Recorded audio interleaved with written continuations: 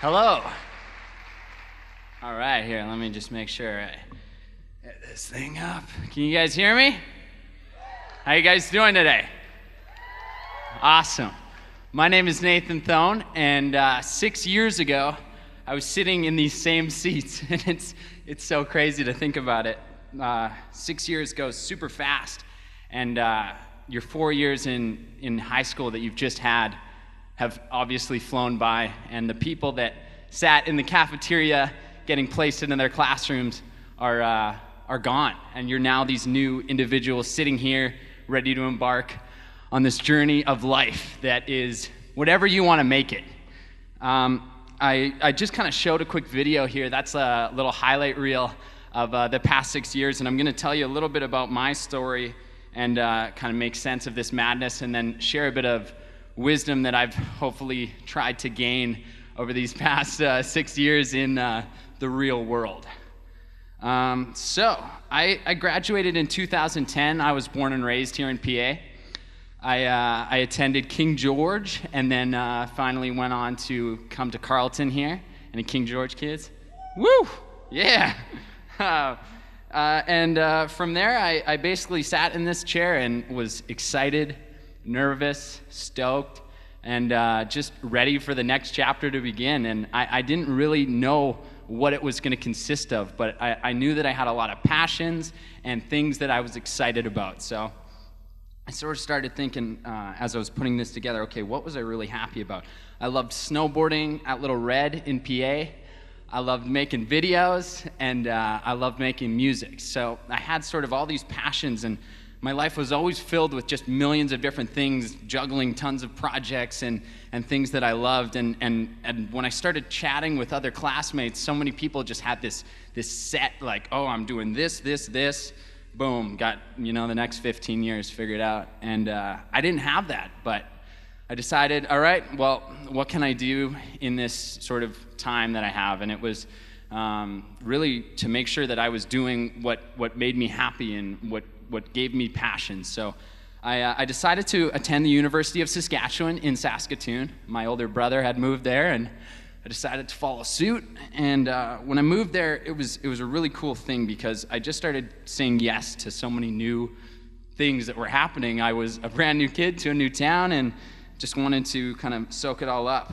And I still didn't really know what my life's calling was, but I attended commerce and studied marketing, entrepreneurship, international business, and some of those courses. But I found that in the summertime, I just wanted to go out and explore, go on camper van trips, adventures, canoe trips, everything like that. So I continued to say yes to these different opportunities while kind of flowing through this school. And what I found was it was really what I made of it and what I could do with the schooling. I mean, as you've probably found in high school, a lot of what you've gained here doesn't actually happen in the classroom. It happens, outside of the classroom. And whether you're willing to let that into your life and to grow and to learn something new, it makes all the difference. So at school, I had a few pretty awesome things happen that were just, kind of, it's crazy really to describe it. We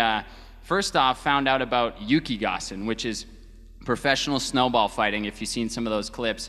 Yukigassen it originated in Japan, and I heard about this, and I was new to Saskatoon and thought, okay, well, I'm going to put a team together here, and we'll go to Edmonton and compete in the first national championships. I ended up calling a few companies. We got sponsored. We got a van rental. And then, lo and behold, we ended up winning this tournament and got crowned Team Canada. So it was a pretty ridiculous moment. And we had the opportunity to go to the World Championships all of a sudden, which I didn't end up making happen. I tried in my first year of university, and I failed. And it was one of those things where you're like, oh, man, I want to go so bad, but we couldn't raise enough money, it didn't happen, and it wasn't meant to be at that time. And that's something I'd say to all of you is just go for it, Like you're gonna have moments where failure is inevitable. You have to. In order to learn, to grow, you have to fail. And if you're choosing that easy route and not having any failures, you're not growing.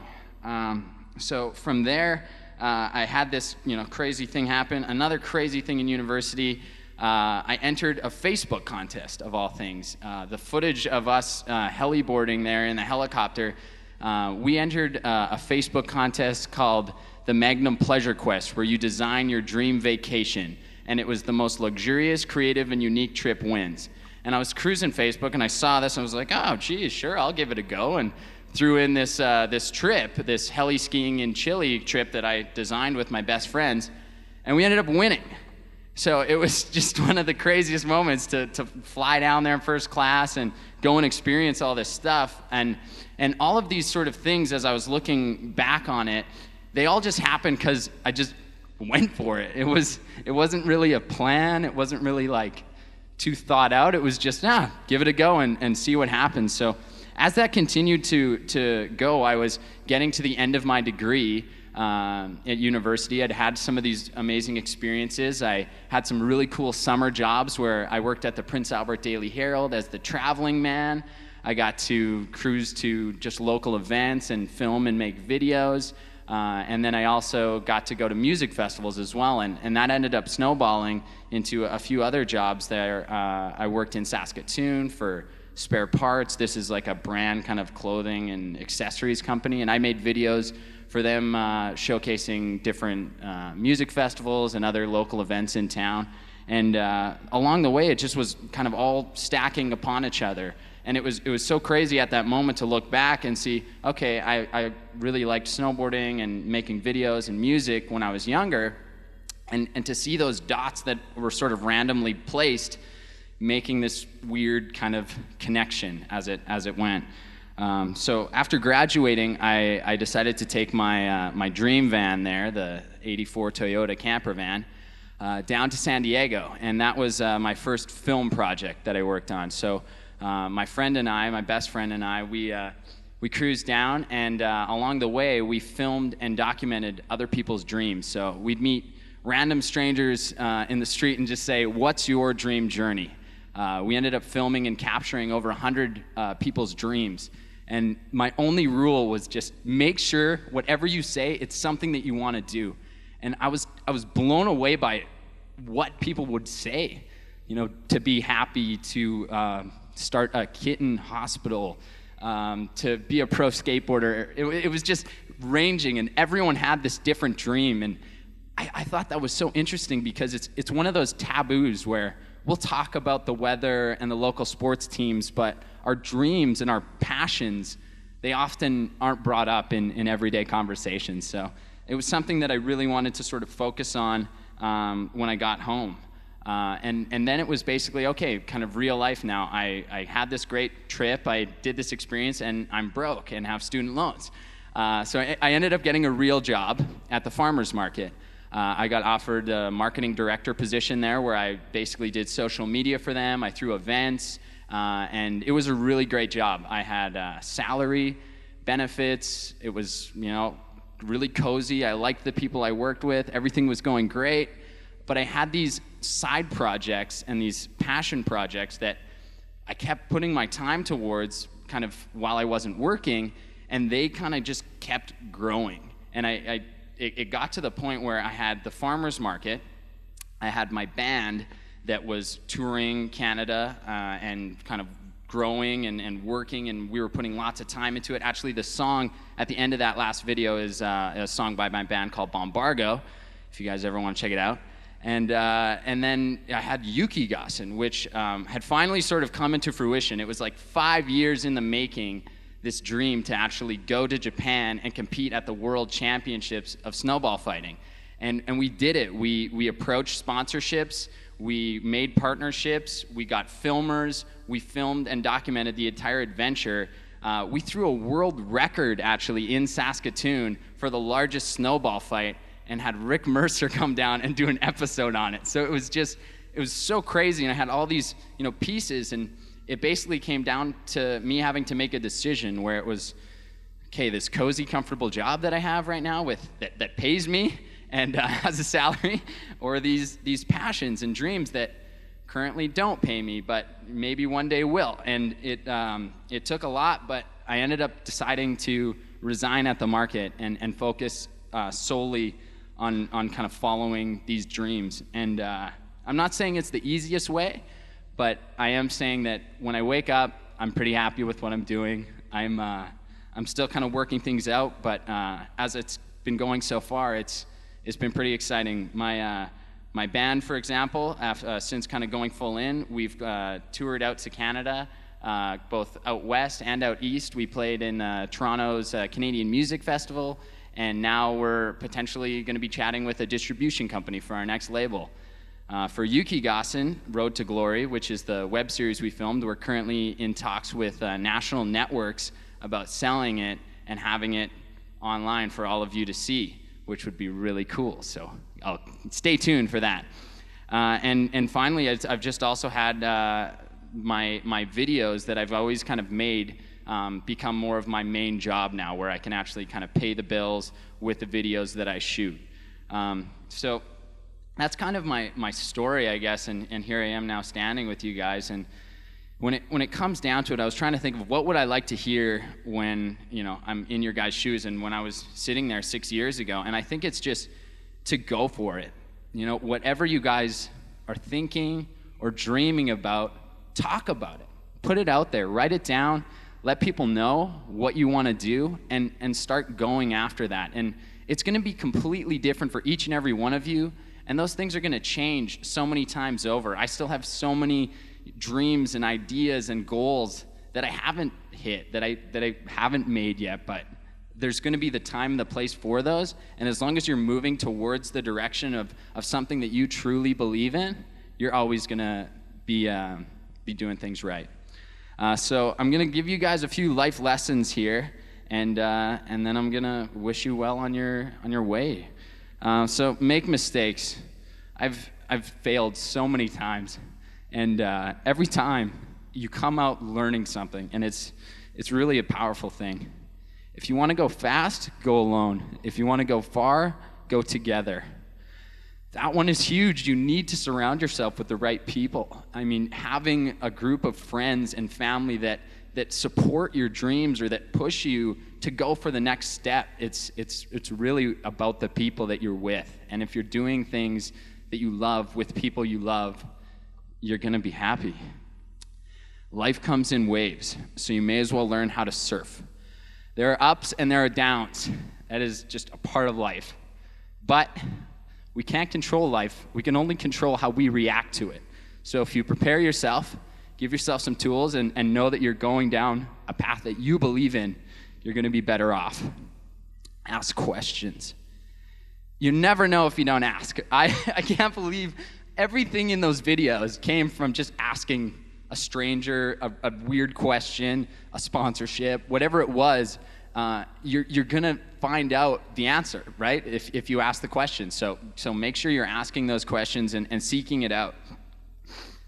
The wildest ideas have the least competition. This is a crazy concept. So we've got our crazy wild dream, let's say that's the top one. Often we're going to create a little ceiling on ourselves and say, well, that's the big one, but I'm going to go for this one, the more attainable, the safe choice. But that safe, attainable choice is actually going to have more competition, because more people are going to go for that than that big one. So something interesting to think about. Have fun. We don't stop having fun when we grow old. We grow old when we stop having fun. Ask yourself the why. Why do I want to do this? That's something that I've found has been so huge for me in terms of just questioning, okay, I want to do this, but why do I want to do this? It's going to give you guys so much clarity in terms of these next decisions you're going to be making in life. Ask yourself why. Keep learning. When we look into nature, trees, grass, it's always growing. You guys should too. You guys are just finishing your high school education, and now you're going into this big world, and there's so much to learn. And it doesn't have to be in a formal setting. You can learn every day, anything. And now with technology, it's literally in your pocket to learn anything and everything you want. You can YouTube a tutorial. If you want to learn how to make videos, film, shoot stuff, there's tutorials that show you how to do that. You could learn all those skills in a matter of days.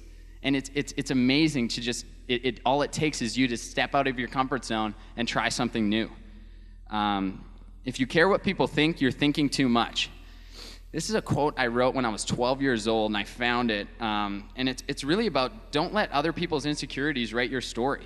You know, if you're caring so much about what other people are thinking about you, you're not being true to yourself because you're worried too much about what someone else might think of what you're doing. So just focus on you and trust in your heart.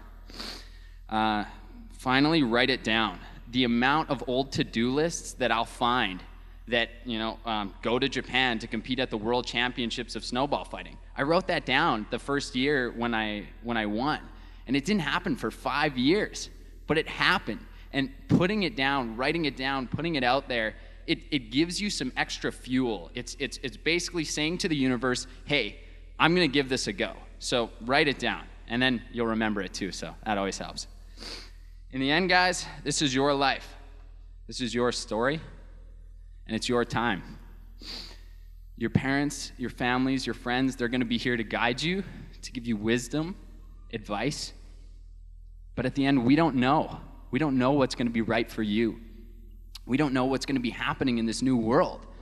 You guys know so much more about Snapchat and social media and all the crazy new platforms that are coming out than we'll ever know about. And it's that technology and those new ideas that you guys are synced right into that are gonna allow you to literally do anything you want in the world.